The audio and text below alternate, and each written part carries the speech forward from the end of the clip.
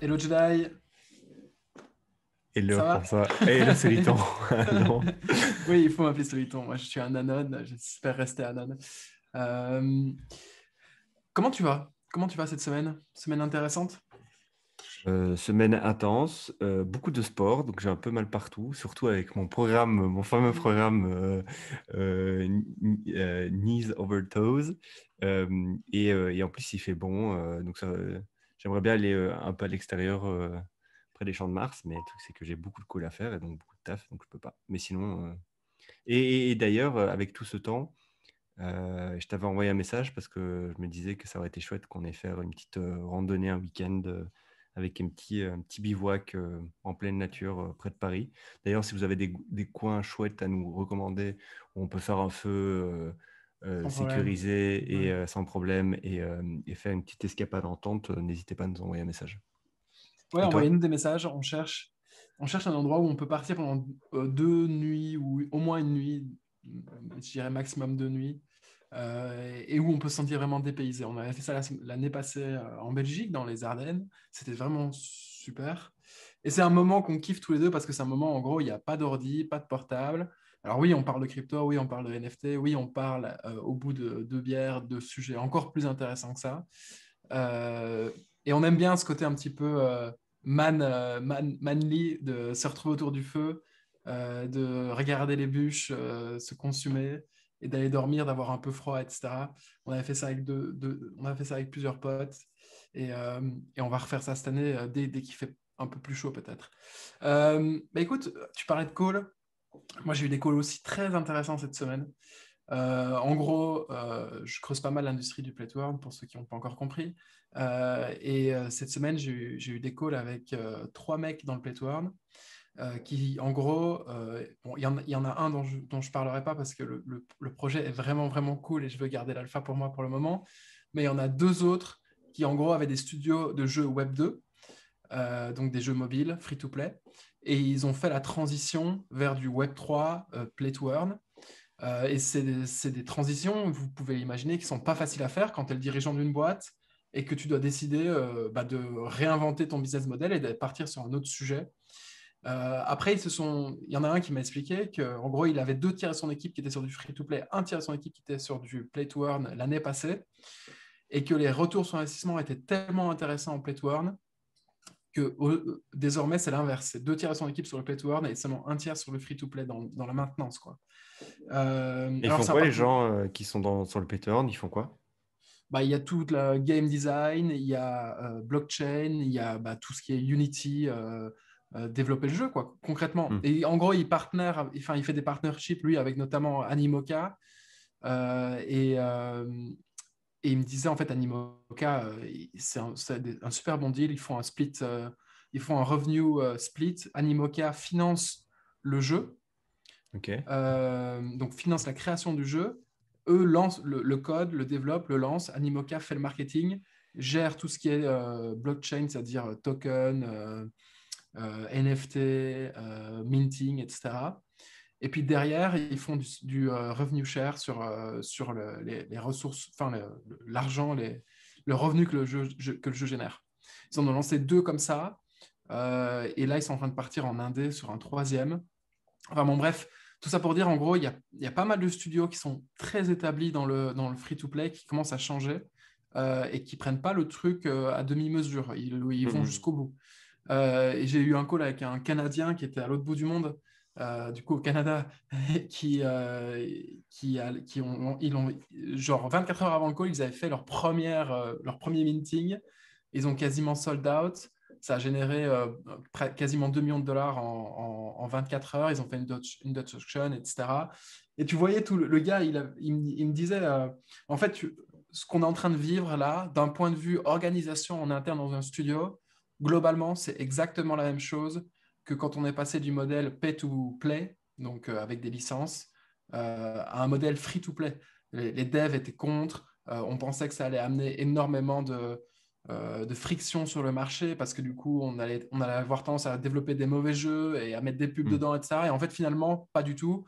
Enfin, il y en a qui sont partis sur ce modèle-là, mais ce n'était pas les plus intéressants. Les plus intéressants, ils ont réussi à développer des vrais free-to-play, un peu à la Fortnite d'ailleurs, Bon, bref, tout ça pour dire, c'est intéressant et à suivre. Et bref, Mhm. le premier call que j'ai eu dans la semaine avec un type super intéressant, je ne vais pas parler du call, mais je vais parler d'une anecdote que j'ai vécue en direct. Donc, j'étais en call avec lui. Il y avait un technicien qui était à la maison pour checker si l'appart était en ordre euh, d'un point de vue électrique, etc. Et tu vois, il chipotait partout un peu dans l'appart. Et il m'entendait dans le call parler de NFT, de Play to Earn, etc. Tu vois. Puis à la fin, enfin, il me dit, bon, bah, j'y vais, excusez-moi de vous déranger, etc. Et je dis, oui, merci, voilà la sortie. Il me dit, mais j'ai entendu que vous parliez de NFT, ça m'intéresse, moi j'en ai aussi, etc. Le mec, il avait plus de 40 ans, et tu vois qu'il était avec des étoiles dans les yeux, et qui m'a dit, vous avez une communauté, du coup, c'est quoi le nom de ça? J'ai dit, communauté seulement sur NFT application, en gros. Mais je trouvais ça génial de voir un mec de 40 ans qui, Tu tu as voyais parlé que du ça podcast ou l'animait. pas? Oui, je lui ai dit, alors voilà le nom du podcast, j'ai mis Bon, Farnsworth sur un papier. il serait en commentaire. Si tu te Alors, retrouves en commentaire, bonjour à toi. monsieur, si vous êtes dans les commentaires, mettez un commentaire, ça nous fera très plaisir. Mais en tout cas, c'est cool de voir des gens enfin des gens, enfin il n'y a pas que les crypto boys et les NFT boys qui sont là-dedans, il y a aussi des monsieur et madame tout le monde finalement qui commencent à rentrer par la petite porte et qui ont l'air de vraiment kiffer le truc. Donc voilà, j'espère pour ces gens-là qui ne se font pas avoir, parce que forcément il y a des scams partout, mais c'est intéressant de voir ça d'un point de vue démographique, c'est intéressant. Mm. Mais voilà, tu veux commencer par un sujet? Alors, j'avais un sujet, j'ai un petit sujet auquel je veux parler. Il y avait un autre sujet qui vient de me sauter à l'esprit. Je ne sais pas si je pourrais en parler, enfin, si je peux en parler, mais est-ce que c'est une anecdote? Est-ce que ça fera sens? Et est-ce que... Ouais, ok, je vais en parler. Il y a un projet que je t'ai envoyé qui s'appelle Praxis Society. Je ne sais Ouais, pas si tu as le temps de regarder un peu le truc ou pas. ouais, j'ai regardé. Ça a l'air cool. Ok.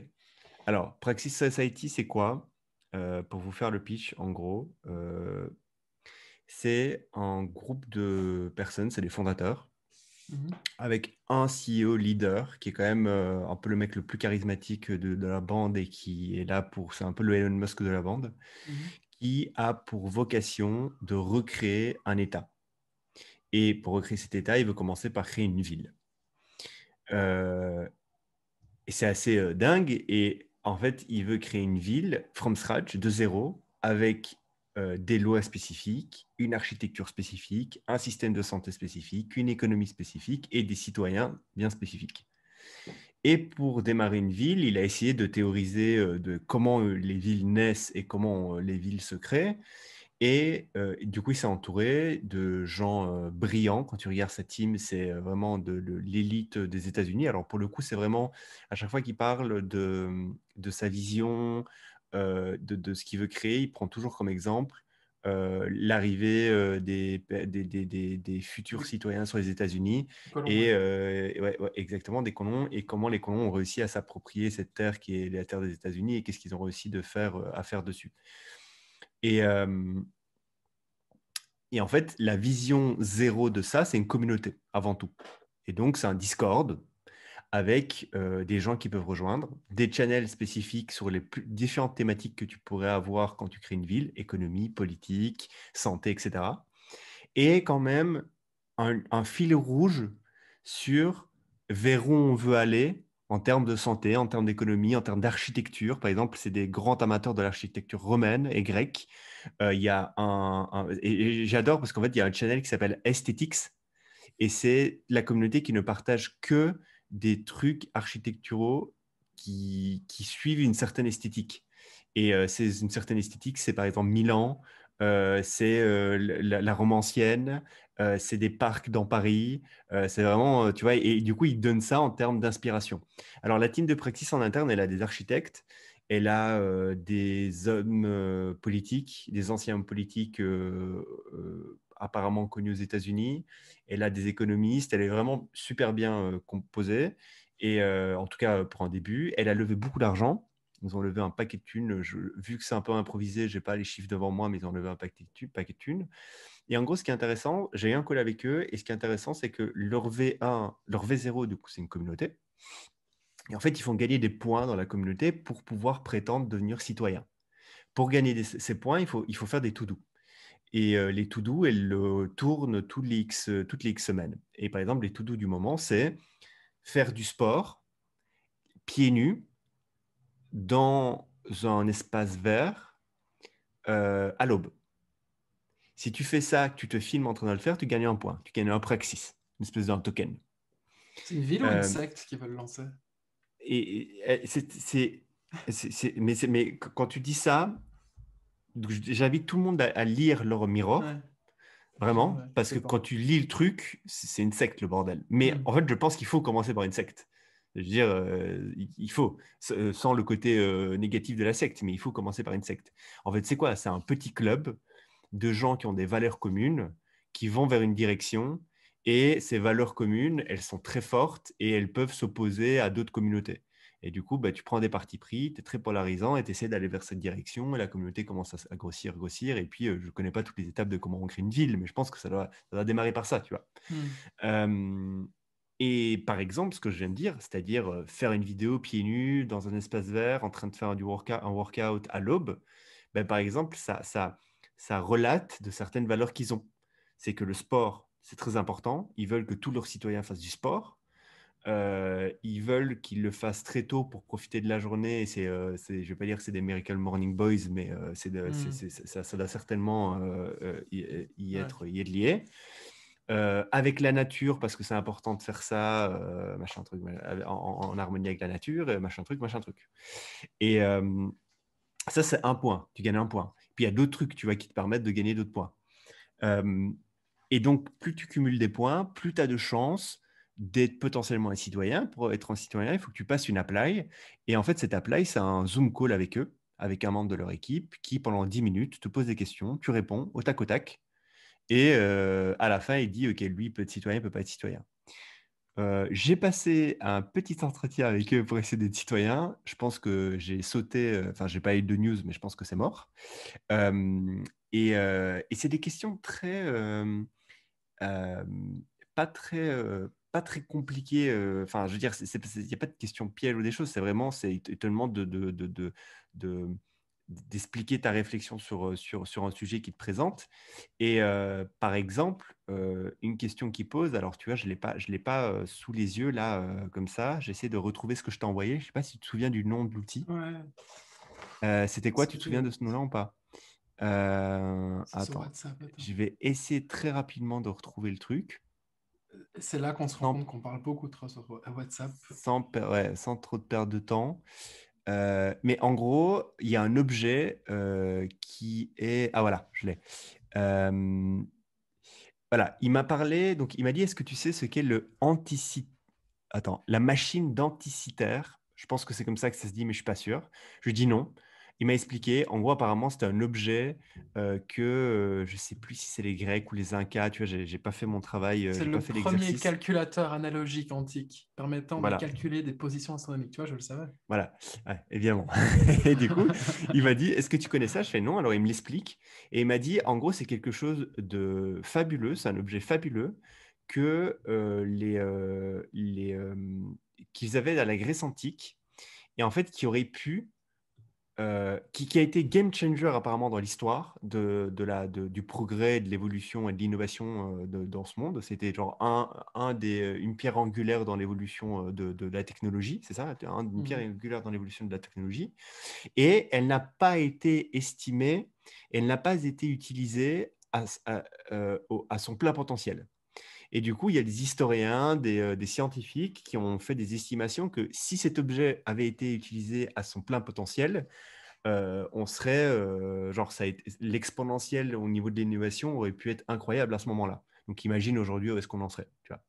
Et du coup, il me dit, quel est pour toi la machine denticitaire d'aujourd'hui? Tu vois, il drop ça comme ça et tac au tac, t'as 10 minutes, tu vois. Et je veux dire quelque chose, c'est la personne en face de moi, que je ne citerai pas parce que, bon, on ne sait jamais. Euh, je pense que la core team, euh, tu vois, ils font passer un QI dans la core team. Parce que tu sentais que c'était du high QI. Tu vois, c'était vraiment le mec, mais genre, le genre de high QI très particulier. quand tu parles avec la personne, tu as l'impression que les yeux sont vides et il n'y a que de l'intellect qui réfléchit, tu vois. Mais soit. Et du coup, il y avait une autre question qui était très intéressante, c'est est-ce que tu es positif, est-ce que tu es optimiste ou pessimiste pour l'avenir? Immédiatement, j'ai dit positif. Il me dit pourquoi? Et donc là, tu vas t'essayer d'expliquer pourquoi tu penses pourquoi tu es optimiste pour l'avenir, tu vois. Bon, ça, c'est très, c'est pas très compliqué à répondre. Je veux dire, tu essaies d'être Tout le ça en plus anglais. honnête possible, tu vois. Tout ça en anglais. Mais voilà, ça a duré 10 minutes, puis j'aurai les news. Et en gros, si j'ai les news, je peux passer à l'étape suivante, c'est de devenir membre, et du coup, pas citoyen, mais membre. Et donc, quand tu es membre, tu dois faire encore plus de tasks, etc., pour potentiellement un jour être citoyen. Mm. Et du coup, je lui ai posé la question, je lui ai dit, OK, mais c'est quoi la next step de Praxis? Il dit je lui ai dit, je suppose que vous voulez à un moment donné rendre ça physique. Il m'a dit évidemment. Et il dit, on est en train d'acheter des énormes lopins de terre aux États-Unis. Et il m'a pas donné plus d'infos, pour ne pas faire fuiter trop d'infos. Mais il m'a dit, ça se passe très bien et normalement, ça sera closé dans les mois qui suivent. Et donc, ils veulent faire une vraie ville, quoi, avec toute une suite. Voilà. C'est trop drôle, dans les investisseurs, tu as Shan de My First Million, Mm. dans les Angels, et tu as d'autres mecs assez ouf, Balaji évidemment. Balaji est dedans et d'autres mecs assez ouf. Et dans les fonds aussi, vous avez le top tier des fonds que vous pouvez avoir. Et le CEO a un podcast, donc il y a le podcast de Praxis où le CEO est interviewé. Il y a aussi le CEO qui a été interviewé pendant tout le Covid sur d'autres podcasts où à chaque fois il pitchait Praxis et pitchait sa vision. Ah, ça fait longtemps que ça existe alors. Je n'ai pas Ça suivi. fait un an et demi plus ou moins, ouais. Ok. Mais le fondateur, le CEO, lui, ça fait un bout de temps qu'il veut créer un nouvel État et il veut créer une ville. Et ça fait longtemps qu'il s'entoure de gens pour se dire, OK, quand est-ce qu'on va le faire, tu vois. Suivez ce truc, lisez leur site, lisez leur mirror, écoutez peut-être un podcast du CEO. Vous allez voir ce que je vous dis quand je pense que les mecs, c'est tous des IEQ. IEQ, ça ne veut pas dire... c'est pas... je ne sais pas expliquer ce que je veux expliquer, mais ce que je vais expliquer, c'est que C'est pas le c'est pas un panacée de compliment. l'intelligence. Oui, mais c'est Pas surtout pas forcément. forcément un compliment non plus, comme c'est pas une critique, c'est juste un Mm. constat. Ouais. C'est pas parce que le mec est IQ que je suis, enfin, qu'on est, Parle pour qu'on toi, mon est. vieux. Non, non, non, non, non, mais non, mais qu'on Non, est je rigole. fasciné, Non, c'est je ça que je vois. veux dire, tu vois. Ouais. C'est parce que IQ, ça a tous les désavantages qui vont avec. Et Ouais. c'est ça le truc. Donc, mais vous verrez ce que j'entends quand je dis ça. Et, euh, et bon, voilà, je voulais juste parler de Pareto. Donc ça, c'était l'anecdote. Et puis, je peux te parler d'une boîte, si tu veux, par contre. Ou Attends, là, je vais allez, enchaîner parce que ça s'enchaîne parfaitement avec ce dont je voulais parler vas-y. aujourd'hui. Je voulais parler de Redalio, qui a Ah sorti une ouais. vidéo récemment que j'ai envoyée à tous les gens autour de moi. Je vais parler de Redalio et de l'ordre de Malte. Donc, d'abord, un peu de contexte. Redalio, qui c'est? C'est un hedge fund manager. Le nom de son hedge fund, c'est Bridgewater Associates. Il a 1500 employés dans sa boîte et il a 140 milliards sous gestion en 2021. C'est quoi leur pitch? C'est quoi un hedge fund? En fait, c'est qu'ils font de la location par rapport au risque plutôt que par rapport à des assets. Donc, ce qui est presque l'inverse de la mission de Berkshire Hathaway de Warren Buffett.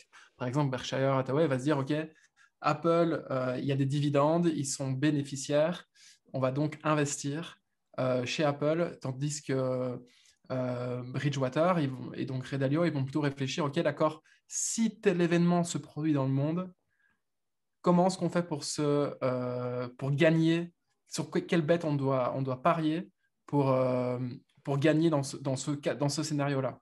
Grosso modo, c'est à peu près ça sa philosophie.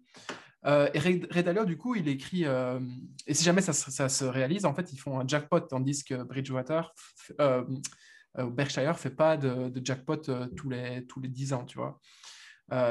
Donc, dans un monde qui est changeant et dont les paradigmes sont bouleversés très régulièrement, c'est intéressant d'avoir ce genre d'approche. Et donc, ça fait plus de 40 ans qu'il fait ça, le gars. Et le succès de sa boîte est phénoménal. Et en parallèle de ça, il écrit des livres qui expliquent en gros sa philosophie d'investissement. Il a écrit un livre qui s'appelle Principle, où il parle en gros de l'investissement et comment il l'a fait. Et là, il vient de sortir un livre qui s'appelle Changing World Orders. En gros, c'est une analyse historique des grands changements d'ordre dans le monde. Euh, et, euh, et grosso modo, la philosophie, enfin l'utilité du livre, c'est de dire, OK, quand un système dominant commence à s'essouffler, un autre système qui n'est pas encore dominant, mais qui est en ascension, euh, en fait, se révèle. Et au moment où ces deux courbes, donc la descente, le déclin et l'ascension, se croisent, en général, il y a du grabuge, il y a un conflit. Il crée énormément, Ray Dalio, de contenu sur sa chaîne YouTube. Et là, il a sorti une vidéo absolument magistrale où il explique, en gros, la rétrospective historique au cours des 500 dernières années, des grands changements d'ordre dominant qu'il y a eu dans ce monde. Et pour ça, il analyse la Chine impériale, la Chine communiste, les Pays-Bas, les Royaumes-Unis et l'empire des USA. Et donc, en gros, ce qu'il fait, c'est que pour chaque empire, il y a 8 ou 9 variables qui moyennise, enfin, dont il fait une moyenne, et qui ensuite il assemble. Et tout ça, ça donne des courbes sinusoïdales, pardon. Et grosso modo, ces variables, c'est l'éducation, l'innovation et la technologie, la compétitivité, la production, l'échange, la force militaire, la financiarisation et le statut de réserve de la monnaie de l'Empire. Donc, par exemple, aujourd'hui, la monnaie de réserve, c'est le dollar. La majorité des transactions internationales se font en dollars et pas en euros ou en yens, etc. Donc, son analyse à la fin, et j'invite tout le monde vraiment à aller voir cette vidéo qui dure 40 minutes et qui fait une intro de son livre, en gros, il montre que selon les variables en cours, on voit que les États-Unis sont dans un déclin. Et on a tous entendu parler d'histoire d'éducation, de compétitivité, de centres des finances qui commencent un petit peu à se disperser sur le globe, au dollar qui est de plus en plus critiqué comme réserve, et notamment au vu des événements récents avec la Russie, comme réserve de monnaie pour les autres États, etc. Donc il y a un déclin des US et il y a une montée en puissance d'un empire millénaire qui s'appelle la Chine. Et en fait, c'est pas encore sûr que les États-Unis sont en vrai déclin, qui vont vraiment arriver à la fin, les États-Unis et l'Occident, grosso modo.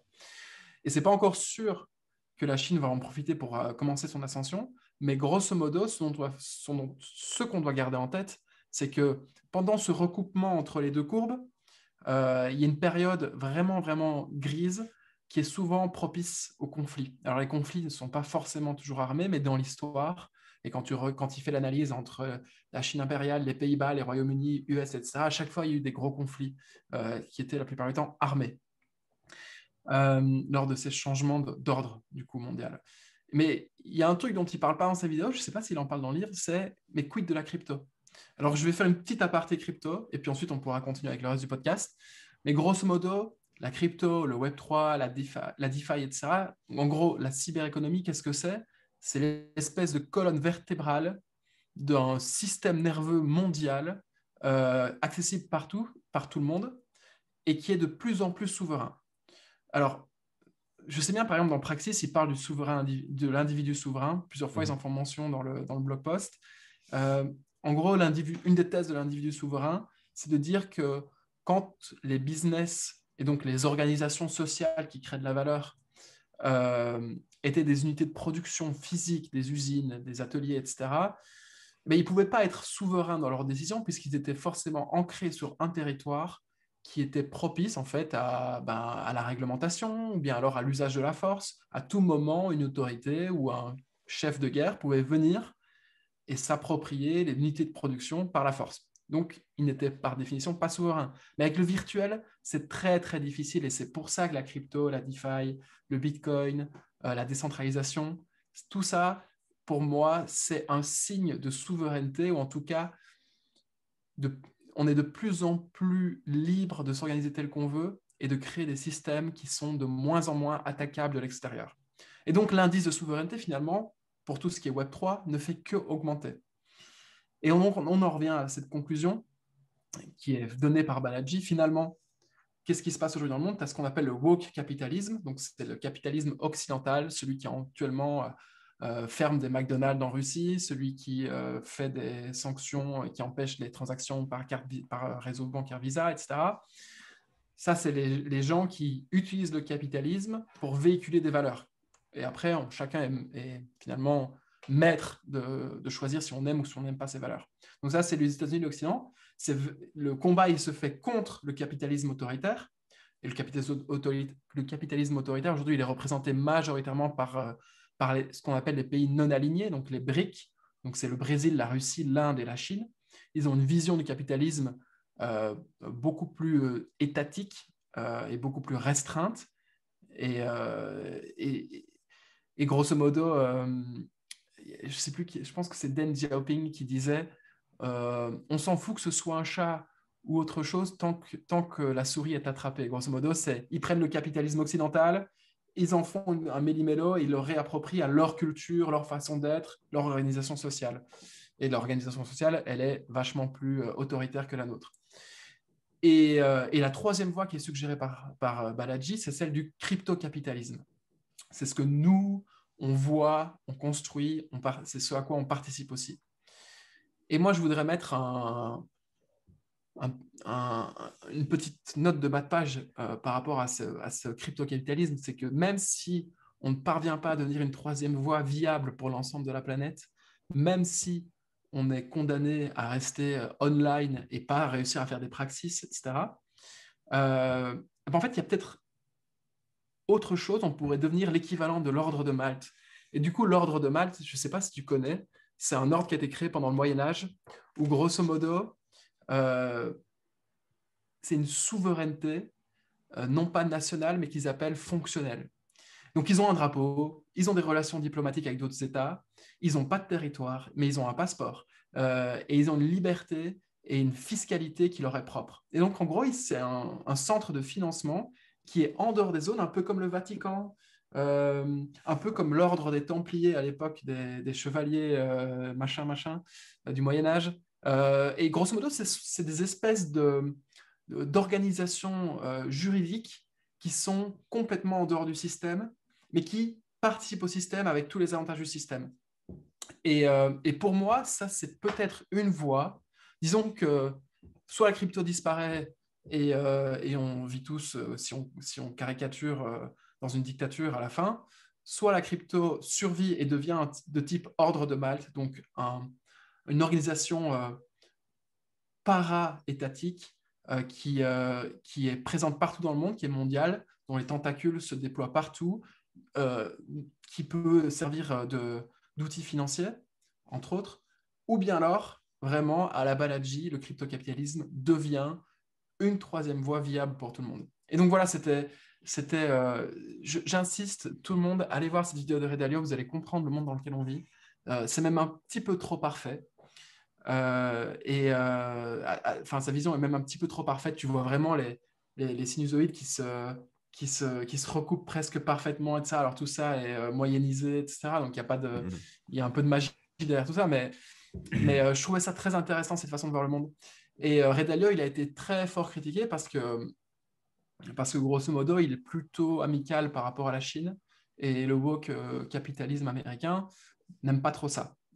Et il est amical dans le sens où il dit que le gouvernement chinois est un peu comme un parent un peu strict qui surveille ses enfants. Et c'était une façon de justifier en fait l'intervention de l'État chinois dans l'économie qui est très poussée.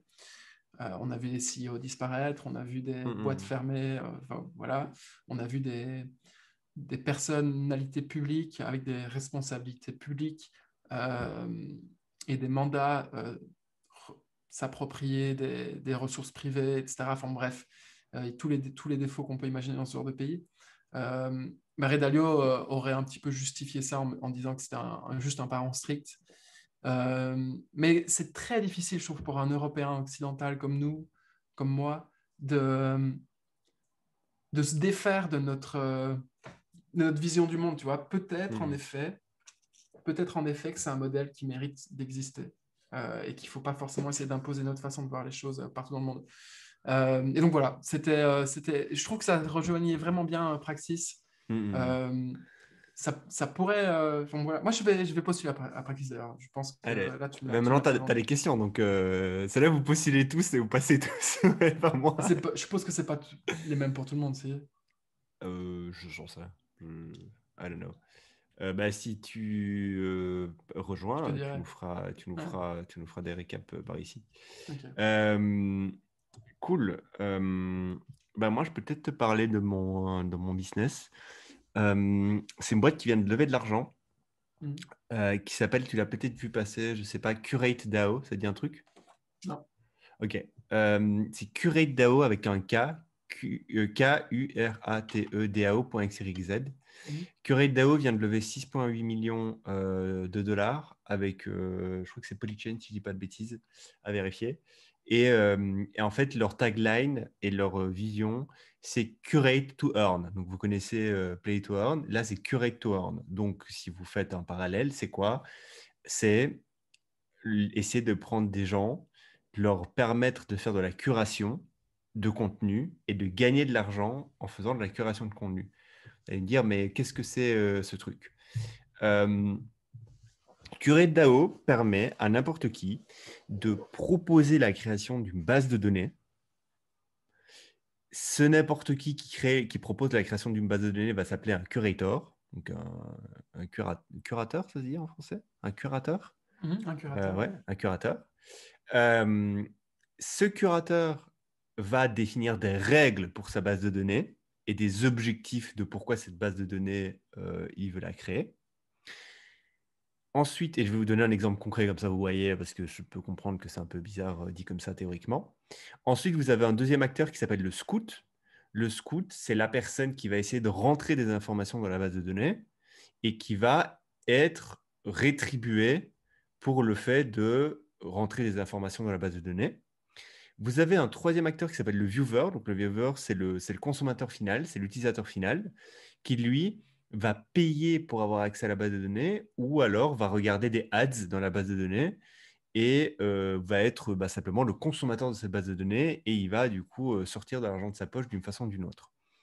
Cet argent va être redistribué au scout et au curateur à la fin. Donc, il y a un token qui est au milieu de tout ça qui redistribue tout ça. Vous allez me dire, OK, ça c'est théorique, mais donne-nous un exemple. Je vais donner un exemple très très simple. Demain, Soliton, il veut créer une base de données des meilleurs restaurants de Paris. Il dit sur CurateDAO, il fait une proposition, je veux créer la database des meilleurs restaurants de Paris.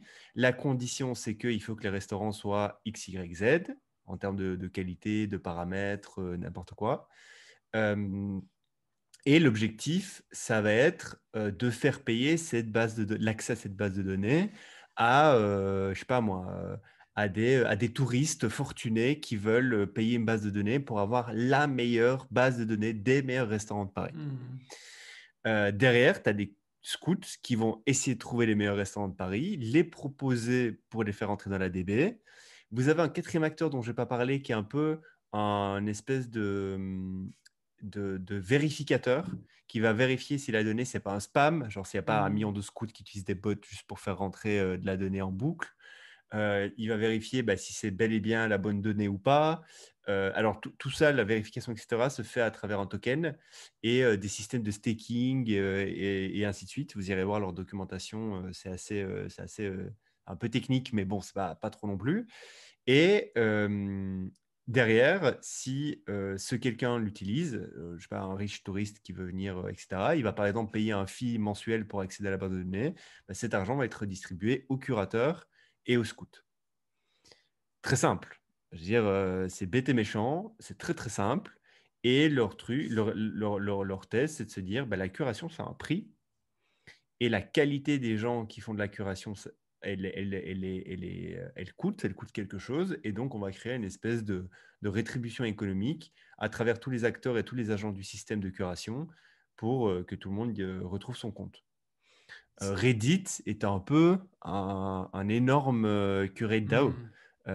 C'est de la curation d'informations sur plein de subreddits et les gens upvotent, ne votent pas, les gens gagnent des karmas, donc Mhm. quelque chose qui donne un signal qu'ils sont des bons curateurs ou des bons scouts, ainsi de suite. Voilà. Alors, ils ont levé 6,8 millions. Je ne sais pas c'est quoi la suite. Alors, j'ai pas leur deck, donc je ne sais pas c'est quoi leur vision finale qu'ils ont réussi à vendre aux investisseurs. Mais en tout cas, c'est intéressant comme modèle et c'est intéressant qu'un modèle comme ça arrive à lever autant d'argent. Ouais. enfin, je trouve ça intéressant, quoi. Aujourd'hui, c'est quoi le type de database qu'il y a? Si tu vas sur le site, tout en bas, tu as les exemples de databases. Tu as des databases. Alors, je pense que c'est des exemples qu'ils ont montrés, mais qui sont pas non plus. Je pense pas que ça soit genre les exemples les plus flagrants et les plus obvious. Euh, Ils ont une database de profils de développeurs, tu vois. Hmm. Ils ont une database d'applications Web3. Bon, je vois pas trop, tu vois, je vois pas trop le but là-dessus.